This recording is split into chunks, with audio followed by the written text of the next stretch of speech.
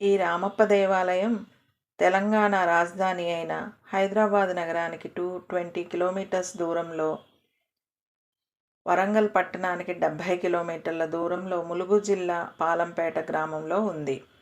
ఇక్కడ శివుణ్ణి రామలింగేశ్వరుడిగా పిలుస్తారు. తెలుగు ప్రాంతాన్ని సుదీర్ఘకాలం పాలించిన కాకతీయుల హయాంల చక్రవర్తి గణపతి దేవుని సేనాని రేచర్ల రుద్రుడు 1213లో ఈ గుడి నిర్మాణాన్ని ప్రారంభించారు. సుమారు 40 ఏళ్ల పాటు ఆలయ నిర్మాణం కొనసాగిందని చరిత్రకారుల అంచనా. ఈ గుడి శిల్పి పేరు రామప్ప. శిల్పి పేరుతో ఈ గుడి ప్రసిద్ధికి ఎక్కడం ఇక్కడ ప్రత్యేకత.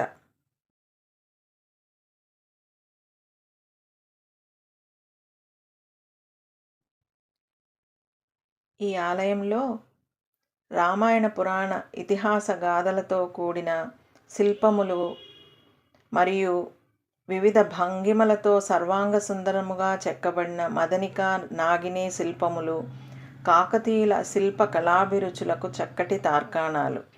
ఇక్కడ ఆలయానికి ఎదురుగా ఉన్న నందికి ఒక ప్రత్యేకత ఉంది.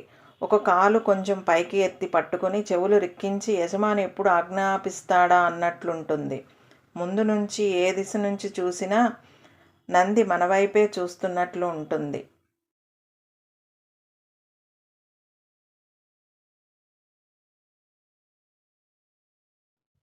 ఎనిమిది దశాబ్దాల నాటి ప్రాచీన కట్టడమైన రామప్పకు వారసత్వ హోదా గుర్తింపునకు ముఖ్యంగా 3 అంశాలను ఆధారంగా చేసుకుని కేంద్ర ప్రభుత్వం యునెస్కోకి నామినేట్ చేసింది. అవి ఇసుకపై ఆలయాన్ని నిర్మించడం, నీటిపై తేలియాడే ఇటుకలతో గోపుర నిర్మాణం, నిర్మాణంలో వాడిన రాళ్ళు నేటికీ రంగును కోల్పోకపోవడం. 2021 జూలై 25న రామప్ప దేవాలయానికి ప్రపంచ వారసత్వ హోదా దక్కింది.